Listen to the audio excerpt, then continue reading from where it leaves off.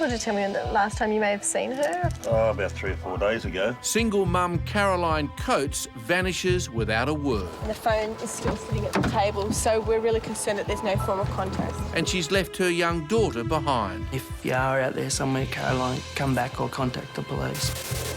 Nicole is only 13, but she's already listed as a missing person. She said, "I love you, Mum," and hung up.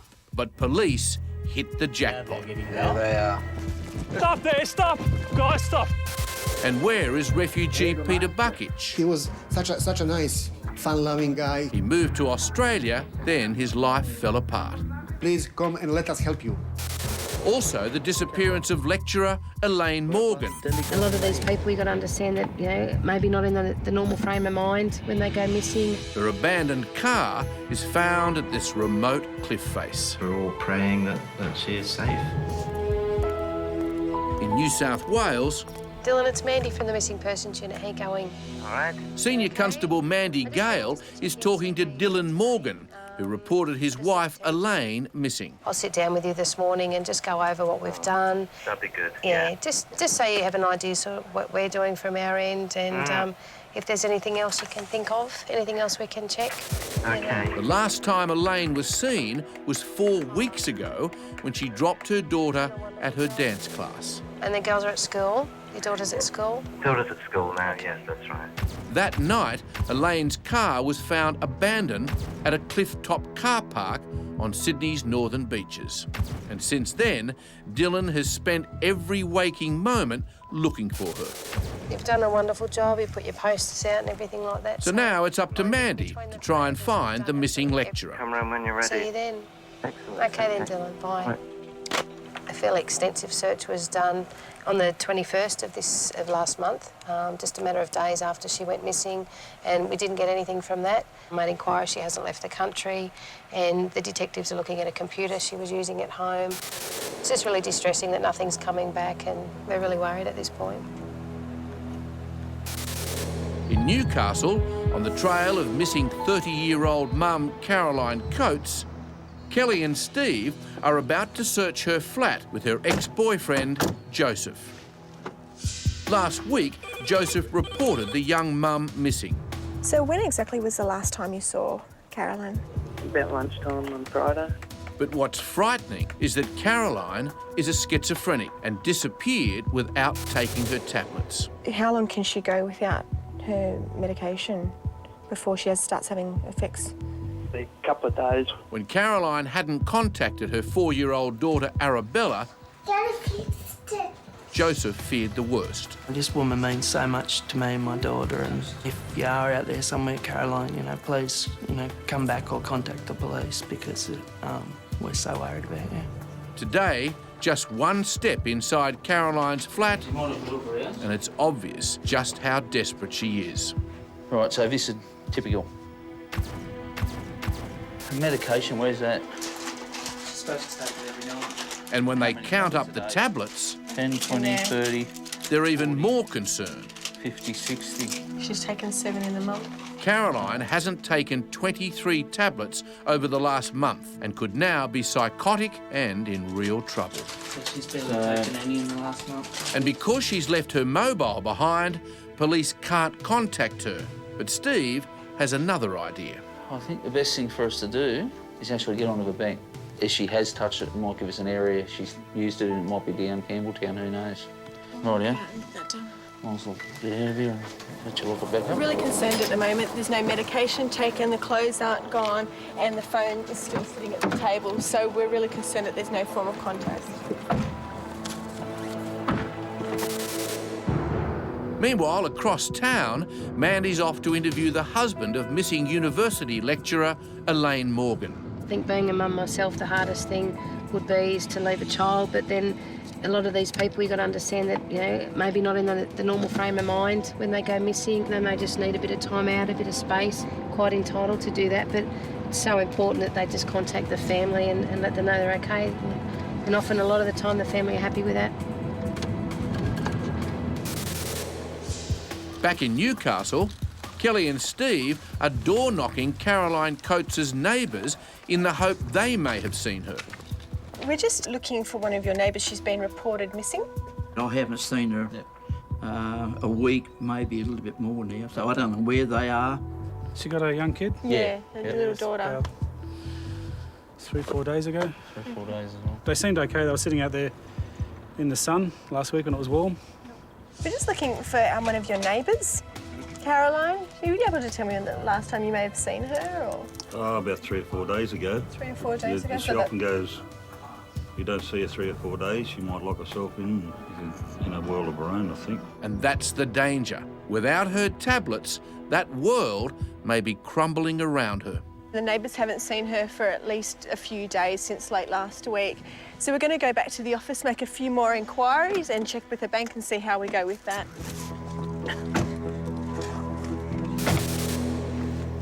Meanwhile, in the case of missing lecturer Elaine Morgan, Mandy has arrived at her home to interview her husband, Dylan. How's the girls? They're okay, sort of up and down. Sometimes they get a bit tearful and upset, but, But the truth is, after a month without word, Dylan and his 2 daughters are doing it hard without Elaine. Elaine has been my wife for 29 years. We've got 2 children. 3 or 4 years ago, we bought this house and settled down here. We're very happy here. Speak up, Mum. What's confusing Dylan is that on this recent family holiday, Elaine seemed happy. Cycled up here this morning. It only took us an hour. But she wasn't. True to say, Elaine has not been, totally happy. I mean, she came back and the next day, she disappeared. And not before leaving a final chilling note to her family. Yes, she left a note which was on the kitchen table here. It was just a handwritten note. It was just a few lines. It said, Dylan, I'm sorry, I love you, and God bless you. And it was just signed Elaine. And that's all it said. So, I mean, I just don't know what that is supposed to mean, what she's saying sorry for, or what it means. Back at the Missing Persons Unit, Kelly is checking Caroline Coates' bank records. When was the account last accessed? Our last access was on the 10th of August. Yep. The balances are down to virtually zero, so she wouldn't have been able to access any more funds. Yep. You probably would have to wait until the next Centrelink payment came in to see if she accesses that. But the clock is ticking. Without her medication, Caroline could be on borrowed time. Okay, well, thank you so much for your help. I really appreciate it. Not a worry. Okay, thanks. Bye. Bye-bye. So it's a bit of a concern now that she's been missing for several days.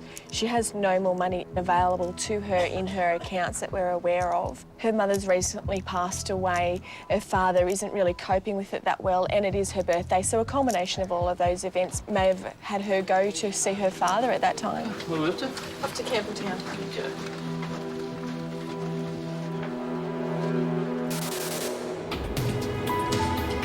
Meanwhile, in the case of missing mum, Elaine Morgan, Mandy is heading to isolated cliffs on Sydney's coastline. We're going to head out to Manly now and meet up with Dave out there, and he's going to show us where Elaine's vehicle was found the night she went missing, just so I can get an idea of the area. I've never been out there myself, so it'd be good to have a look around. Hi. This is the spot? Yeah, this is it. Elaine's car was found abandoned here 9 hours after she vanished. The local police came up here doing a patrol, and there it was. The Subaru found a note about the ticket machine, which said she had tried to use it at 10:25 a.m. that morning, but it wasn't working. So it's a bit remote. It's really out of the way. And well known for its danger. The car park is only metres from these cliffs. You'll see when you come around the corner here just how high these cliffs are. Oh, my God. It's hard to imagine if you haven't seen them before. One of the real fears is that Elaine may have taken her own life. Well, that's one alternative, and the other one, I suppose, is that somehow, for some reason, she doesn't want us to know where she is and has left the car and the notes and all that sort of thing, pointing us in one direction, and she's disappeared And that's what police are hoping for. But if Elaine did set this whole thing up, where is she? Back in Newcastle, police have moved their search for Caroline Coates to her dad's home. Looks like it might be locked up. Yeah, it does, doesn't it? They're hoping Caroline may have come here looking for help.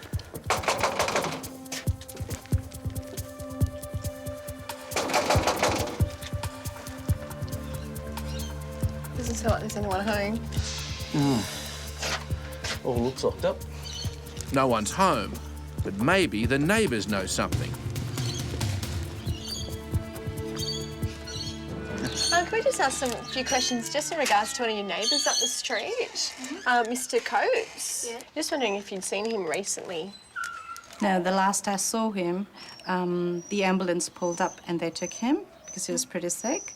And one of the neighbours informed me that he was admitted in a hospital. Do you know about how long ago he was, the ambulance came? Oh, a couple of weeks ago. No, it's been months.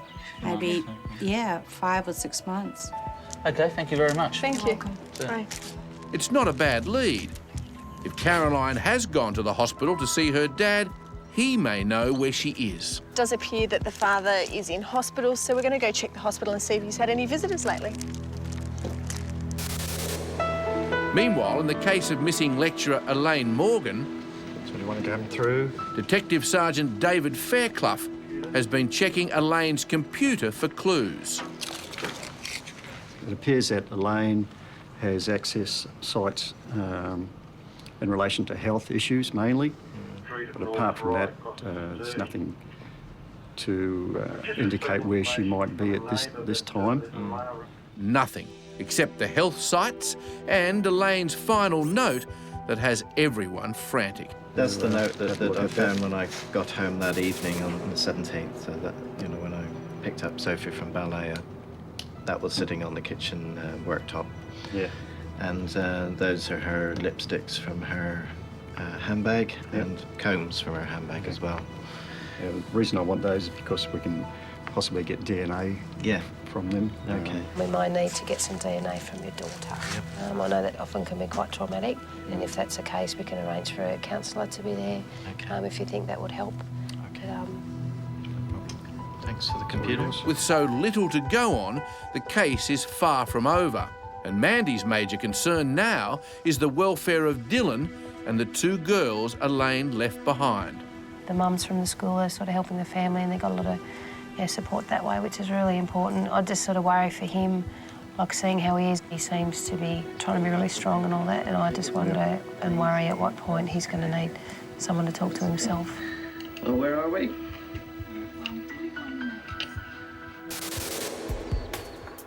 Kelly and Steve have arrived at Camden Hospital to find out if schizophrenic mum, Caroline, has been here to visit her dad. Have you got any next of kin that might be able to grab details for, just to make sure that we can make any contact in Sydney with anyone? Yep, no, we have a next of kin. Oh, great. Can I just grab those details if that's OK? Caroline is not here, but Kelly now has the phone number for her uncle. Yeah, hi, I was after Brian, please.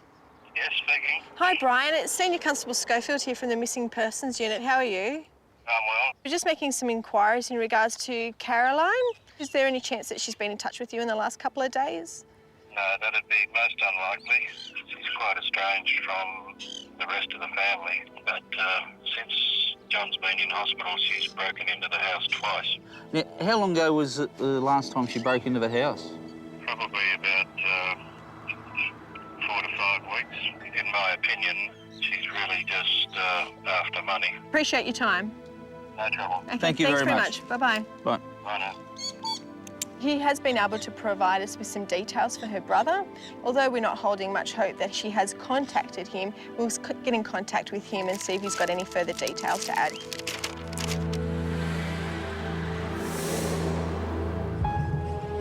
At the Missing Persons Unit, Constable Adam Marsh has just received the breaking case of 2 runaway schoolgirls. Hello. Hello, Mrs. Travers. Yes. Hi, He's speaking with Tracy, the mum of one of the girls, 13-year-old Nicole. I was just wondering if you could tell me briefly what's happened.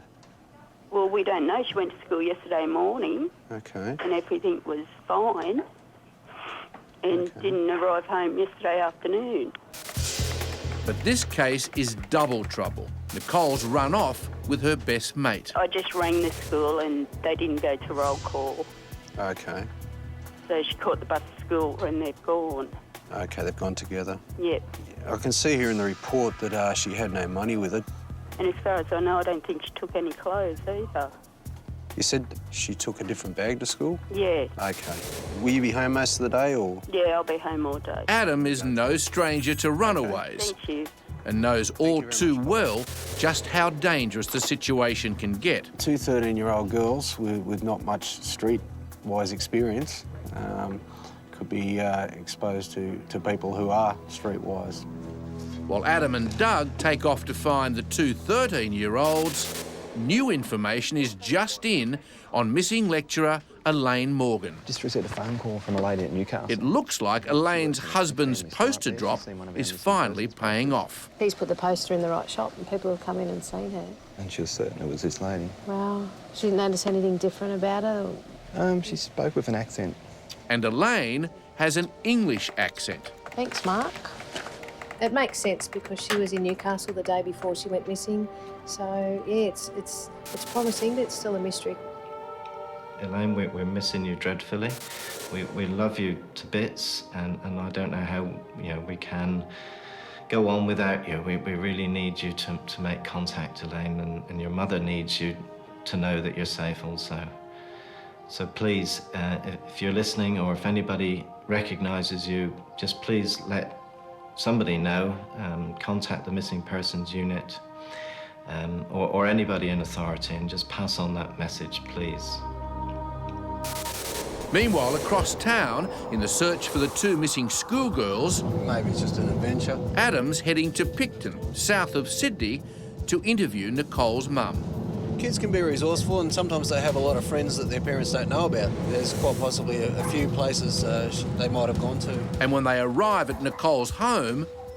Mrs Travers? Yes. Hi, her devastated mum has just spoken with her on the phone. I just asked her why'd she go, and she said, I don't know.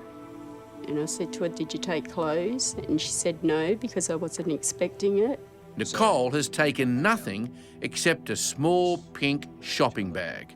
And I asked her, was she safe? And she said yes. And she said, I love you, Mum, and hung up. Sorry.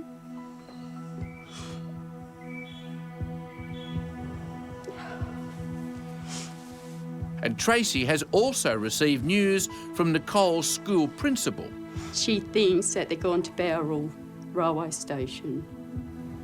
You caught the train from Picton to Bowral? I'd say so. I think she just wants to be allowed to do what she wants, when she wants, and she can't. It's an all too familiar tale. Teenagers rebelling, but these two are only 13. Try not to worry too much. We'll do our best, and we'll try and find her today. Okay. Okay? Thank you. Nicole, I love you, and I want you to come home.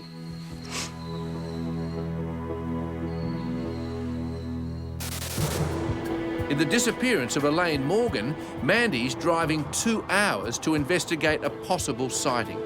The lady in the shop recognised a poster that Dylan, Elaine's husband, had taken up, and that had actually 4 people come into the shop and recognised that picture. They were in there for quite a while, and they did pick up that this lady had an English accent. It's a strong new lead. Elaine is spotted here weeks after she dumped her car. This shop is in Newcastle, and that's also where Elaine went the day before she vanished. One of our staff members observed Elaine coming into the store with a friend.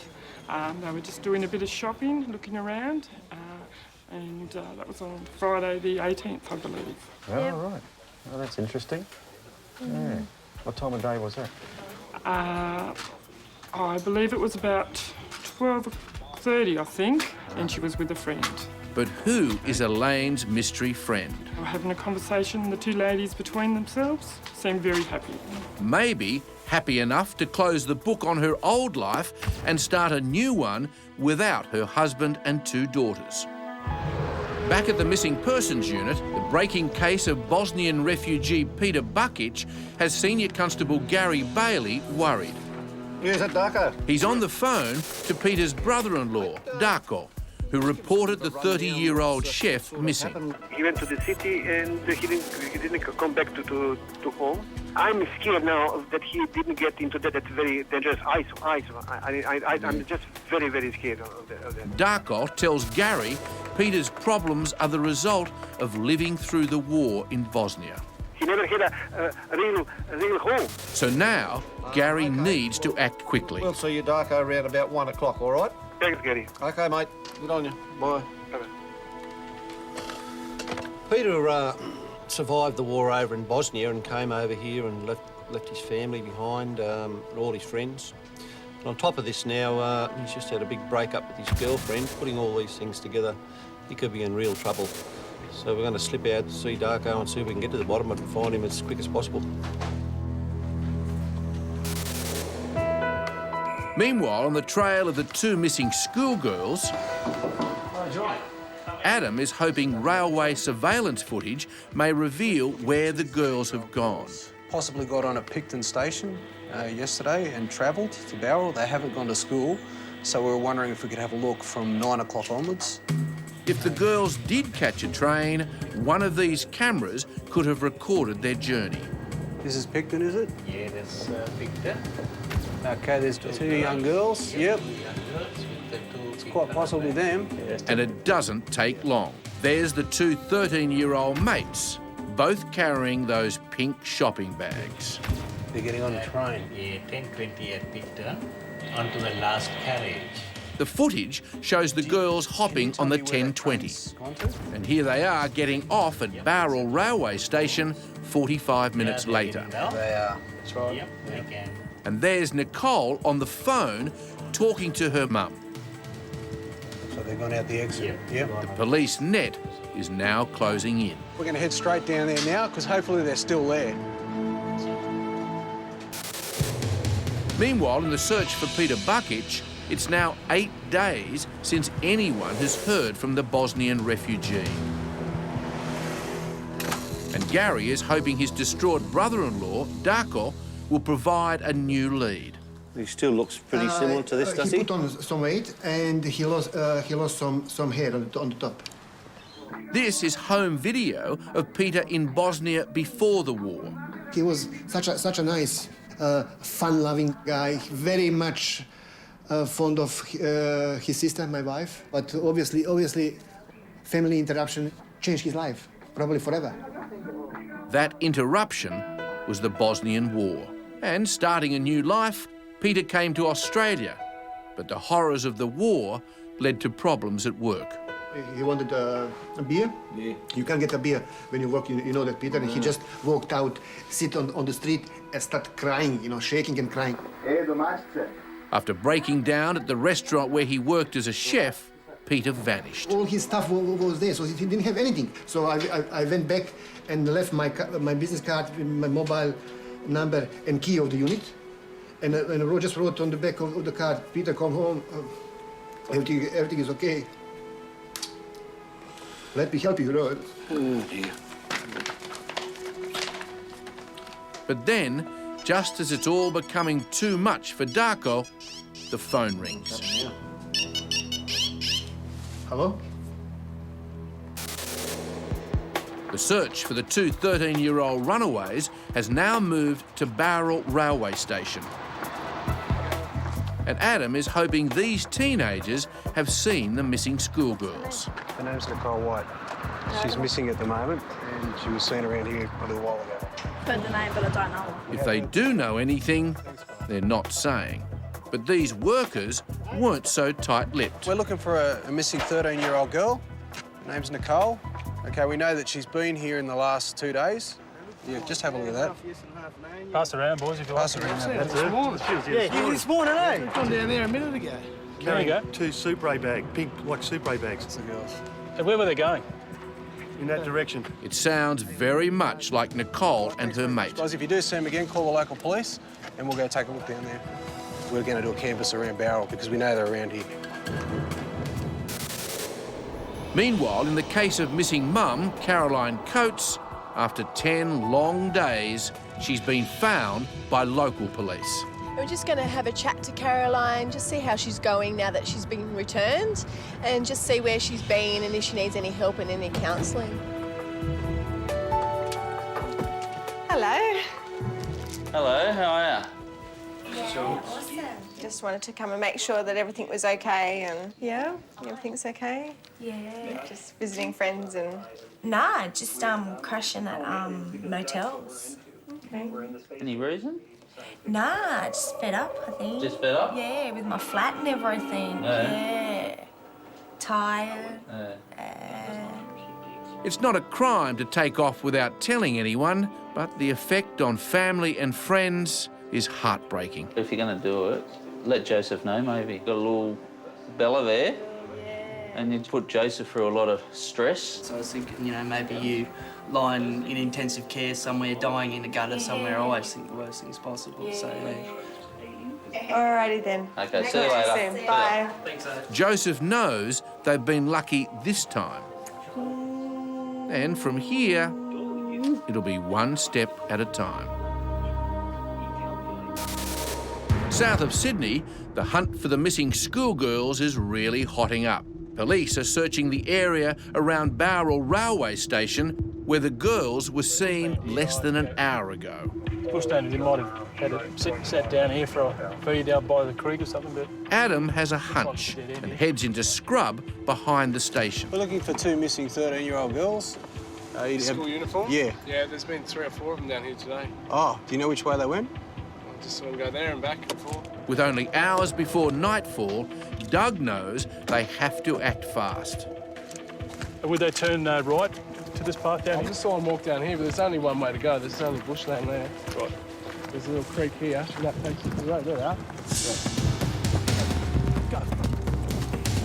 Go, Ed, go. Nicole! Stop there, stop! Nicole, Just stop, guys, stop! South of Sydney, Nicole! Stop there, stop! Nicole, Just stop, guys, stop! the race is literally on to catch 2 runaway 13-year-olds. It's all right, you're not in trouble, all right? You all right? We've been looking for you all morning. Sit down. It's okay, mate. You're not in any trouble, okay? The girls haven't committed any crime. What's your name, mate? So Doug does his best to reassure them. You're not in any trouble, okay? We're here to look after you, here for your welfare. So take it easy. But by not telling anyone their plans, the girls have had so many people worried sick. Don't run off again, all right? She's all right. You got each other, come on. Yes, Radio, we've located these 2 missing persons in bushland. They're safe and well. Who have you been with? No one. So where did you stay? Park? At the park. You stayed at the park. At 13, they think they can take on the world, but their night on the streets could have ended in tragedy. And it's an attitude police see all too often. Everybody needs space. I understand that, but you can't go and do this, all right? There are other options, okay? You can discuss that with your mother, okay? She'll sort out something for you, I'm sure, okay? Okay, we'll take you back to your parents now, okay?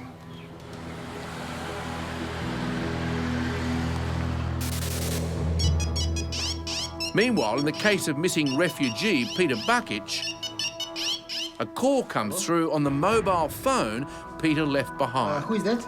How can I help you? I'm Peter's brother-in-law. Can I help you somehow? Gary wants to question the caller urgently. When was the last time that you spoke to him? 15th of March, was it? He's been missing since the 19th, I think. All right. OK, then. Bye. By now, it's all become too much for Darko, who also has the worry of looking after his sick wife, Peter's sister. Sometimes, you know, that's for the first time I'm crying, you know, for 3 months, and I'm always so close to cry. It's so tough. You can't imagine. I had my family, all of a sudden, they all start to crumble down, you know. That's a terrible thing. Due to her state, don't say anything about Peter and that, you know. No, I don't know, I can't. That would just worsen the whole thing.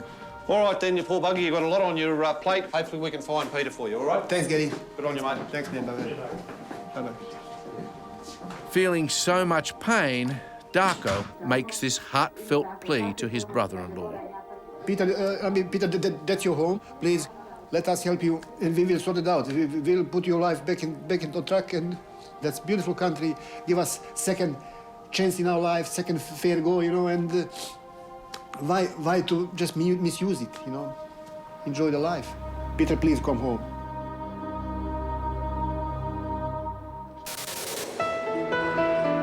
Back at the Missing Persons Unit, in the search for Elaine Morgan, Mandy is interviewing Elaine's husband Dylan about her mystery friend in Newcastle. Well, no friends or relatives or relations with anybody in Newcastle that we can think of. I mean, she's got colleagues who live on the Central Coast, but I've spoken with them and they, you know, they've not seen her, so I can't think who it might be at all. So, with no new leads, Dylan now has to make the difficult call to loved ones in England. It's going to be too much of a shock for them because they don't know at the moment, do they? I haven't told friends. You might have some information we don't know. Yeah. They're not telling you that they might be willing to tell us. Yep, no, you're right. While Dylan prepares to tell family, Mandy is getting ready for the next step in the investigation. And that's why she's waiting for Elaine's older daughter, Lois, to arrive at the Missing Persons Unit. Back in the hunt for missing refugee Peter Buckich, Gary is onto his strongest lead yet. We're now heading over to the old address of Peter's. That's where his ex-girlfriend used to live. They lived there together until about a week ago and they broke up, so hopefully she can help us. And I think that we might be on the right track by going over there. She might know something about this matter. If Peter has hit rock bottom, Gary reckons there's a good chance he'll have come here looking for help.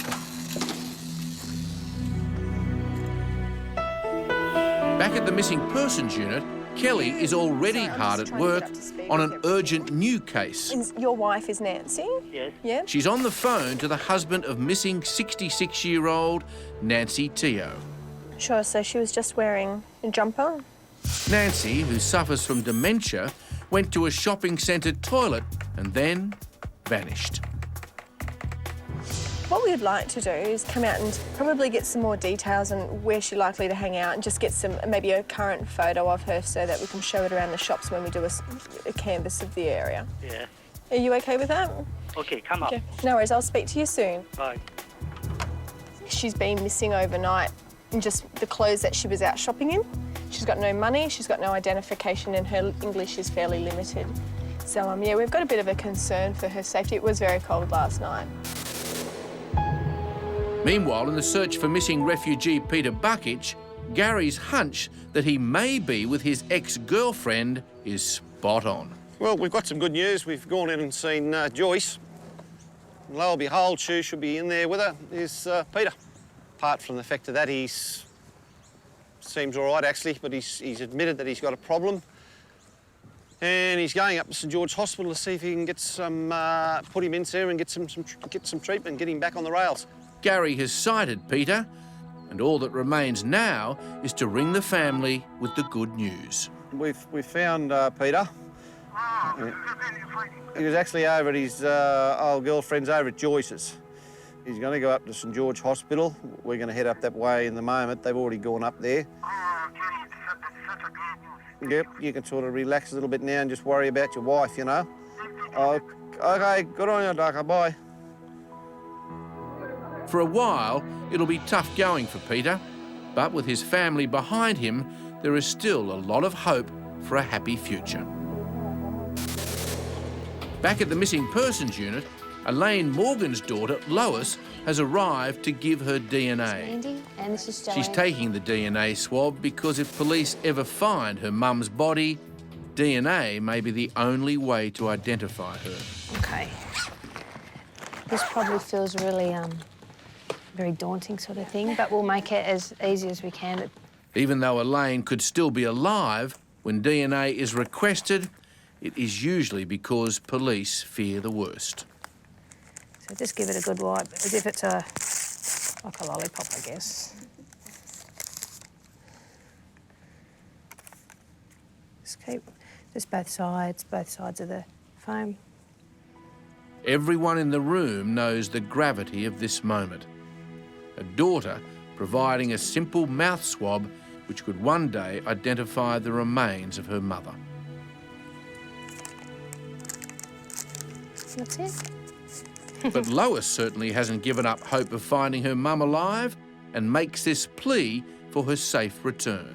Mum, if you're out there and you're watching this, I hope you feel that you can come home whenever you like. You know, there won't be any hard feelings or anything. So if there's anyone that knows anything or is looking after Elaine or has seen her, just please tell the police and do the right thing. Okay. Meanwhile, across town, Kelly has arrived at the home of missing dementia sufferer Nancy Teo to speak with her worried husband, T. Oh, great, you've got a photo? Like that? And how old Since is this becoming photo? sick, T hasn't been able to let his wife out of his sight, except to go to the bathroom. And yesterday at the shops, he did just that. I took her to the back, thinking that there's no other way out, right? Okay. I come out and wait for her. I'm just behind the door. So 5 this is- minutes later, still, no, she didn't come out. So I can't be that long. So I started checking, I couldn't find her. But T did not know there was a second exit, and now blames himself. I didn't give her any money, no key, no thing, thinking that she won't get lost. You know, she'd be with me all the time. So That's all right. I feel very sorry. I should have given something. Don't blame yourself. We'll go back to the area, put some posters up, we'll get some good photos, but let the shop assistants know that we're looking for her and that they can contact us. While Kelly begins her search, Well, thank you very much, and we'll speak to you later today. We'll keep you in T touch. does his bit and makes a plea for help. If anybody find my wife, please contact the Chatswood Police Station. Thank you. Back in Barrel, south of Sydney, Adam has found his 13-year-old runaways, who've just spent a night on the loose, and now he's taking them home. Be nice to your mum, all right? She's been really worried about you. First drop-off is Nicole. Hello. And when they arrive, her mum is overcome with relief. But Nicole has no idea how much heartache she's caused. And I had Mum and Dad worrying all night. Dad all night looking for you. I know, you drove past us. Where at? Near the across from the train station. At We Bowral? were laying down and then you just drove past and then It's you not- did a U-turn. It's not funny. It's funny. 13 years old, Nicole, walking the streets. You watch these shows where bloody kids get abducted all the time. Didn't get abducted. It doesn't matter, you could have. And then what were you going to do? And where does your That's mum it. start to look for you? If you don't tell her where you're going, where does she start to look for you? If you're in real trouble and you need help, nobody's going to know, are they? You just take off and don't tell anyone where you're going. That's something to think about. Adam's a dad with a teenage daughter just like Nicole, so he knows what Tracy's going through. You need to show a bit of respect for your mum and dad. They do a lot When for they you. show me respect, I will. You got to earn respect. You don't just get it. Okay? Thank you. Very nice to meet you. All right. See you later, Nicole. Thank you again. No worries. Bye-bye.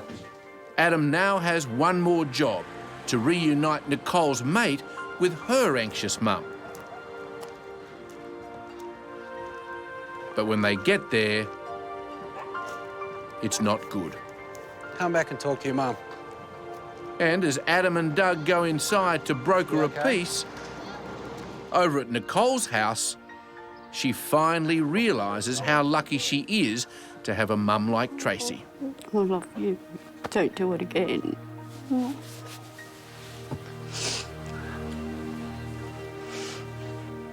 For a brief moment, police do find Nancy Teo, but then nothing. And then that was our last sighting on CCTV footage. In Queensland, police search for 39-year-old Kerry Mackay. I grabbed two, mate. I found some bone. But do the bones belong to Kerry? The hand may be in one location and the bigger bones in another. And the disappearance of 13-year-old Dean Duddick. His 12-year-old girlfriend sends this heartfelt message. I still love you and everybody else loves you as well. Earlier this year, we brought you the sad case of missing dad Grant Andrews. They miss their dad, especially the little one. Our viewers saw that story and rang Crime Stoppers. Now there's a sighting.